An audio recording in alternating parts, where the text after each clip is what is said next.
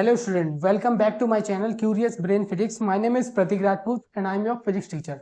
तो last lecture में हमने देखा था triangle law of vector addition और कितने पॉसिबल कंडीशंस हो सकती हैं वेक्टर को ऐड करने की, दो वेक्टर को ऐड करने की, a plus B, a minus B, minus A plus B और माइनस ए माइनस बी। ये चारों पॉसिबल कंडीशन हमने लास्ट लेक्चर में देखा था। आज हम देखने वाले हैं कि रिजल्टेंट वेक्टर का a या b के साथ जो एंगल बनता है वो कैसे आप फाइंड करोगे। तो ए वेक्टर आपके पास इस तरह से कुछ गिवन था और इसके हेड से बी वेक्टर के आपने टेल को जब मीट किया तो आपको रिजल्टेंट वेक्टर मिला ये, और इसी तरह से सिमिलर आपको कंडीशंस मिली बाकी के पॉसिबल कंडीशंस में। तो यहां पर आपको थीटा डैश गिवन था और मैंने आपको बताया था जब भी आप रिजल्टेंट का जो फॉर्मूला लिखने वाले हो, रिजल्टेंट का जो भी फॉर्मूला आप लिखने वाले हो उसमें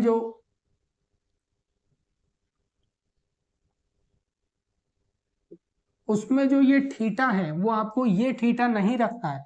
आपको ये थीटा रखने के लिए आपको ये थीटा डैश अगर गिवन है तो आपको थीटा निकालने के लिए 180 माइनस थीटा डैश करना होगा। ये थीटा यहाँ फॉर्मूले में रखने के लिए आपको थीटा निकालने के लिए अगर आपको हेड टू टेल का एंगल गिवन है तो आपको 180 माइनस ये थीटा डैश करना होगा, तो आपको थीटा मिलेगा। चलिए अब बात करते हैं कि ये जो आपका रिजल्टेंट वेक्टर है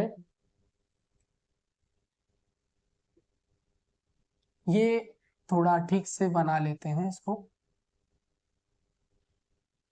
ये जो आपका रिजल्टेंट वेक्टर है अगर ये अल्फा एंगल बनाता है ए वेक्टर के साथ, अल्फा एंगल बनाता है तो आप इसको किस तरह से लिखोगे।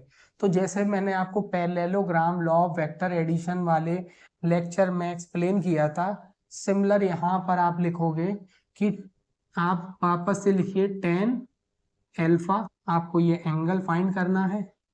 उसके बाद मैंने बताया था tan जो होता है वो होता है sine upon cos, sine upon cos. अब यहाँ एंगल क्या रहेगा, वहां पर एंगल होता था जो वेक्टर्स के बीच में एंगल गिवन है वही थीटा आप लेना होता था। यहाँ भी हम थीटा लेंगे और ये थीटा किस तरह से निकालते हैं मैंने आपको बता दिया। अगर आपको ये गिवन है तो आप 180 माइनस थीटा डैश कीजिए तो आपको थीटा मिलेगा। आपको यहाँ वही थीटा रखना होगा। साइन थीटा लिखा आपने अपॉन कॉस थीटा, जब आपको tan अल्फा निकालना है, ये अल्फा ये वो एंगल है जो कि ए के साथ बना रहा है। किस तरह से लिखते हैं मैंने आपको इसका तरीका बताया था कि जो वेक्टर आपको जिसके साथ ही एंगल गिवन है आप उसको भूल जाइए।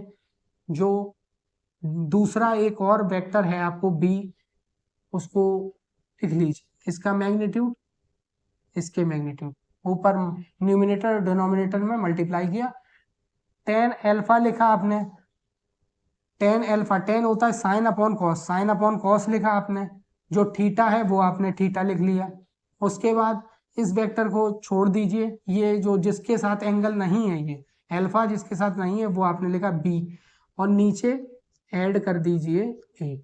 बस ये हो गया अपना फॉर्मूला tan अल्फा का। अब आप को कोई और तरीका याद करने का कोई और तरीका है तो आप उस तरह से याद कर लीजिए। बहरहाल अपने पास ये फॉर्मूला है इस एंगल को फाइंड करने के लिए, चाहे ट्राइंगल लॉ हो चाहे वो पैरेललोग्राम लॉ हो, दोनों ही तरीके में इसी तरह से आपको ये फाइंड करना पड़ेगा एंगल। अगर आपसे अल्फा पूछा गया है एंगल तो tan को इस तरफ शिफ्ट कीजिए और ये वैल्यू सॉल्व कीजिए, आपके पास अल्फा निकल आएगा। tan अल्फा पूछा है तो वो इस तरह से हो गया। अगर आपसे पूछा जाता बीटा, ये वाला एंगल पूछा जाता, अब ये अल्फा भी हो सकता है बीटा, वो मैंने बस नेमिंग किया है, तो इसको tan बीटा हमने लिखा। फिर से हम क्या लिखेंगे, साइन अपॉन कॉस, और जो एंगल गिवन है इन दोनों वेक्टर के बीच में थीटा, ये वाला एंगल नहीं लेना है। अब इसके साथ एंगल है तो इसको छोड़ के इसको लिखना है, ऊपर ए नीचे मैग्नीट्यूड लिखना है, वेक्टर नहीं लिखना। यहाँ एडिशन का साइन डिनोमिनेटर में और इसके साथ ही एंगल गिवन है तो बी लिख लिया, ए और फिर ये हो गया बी।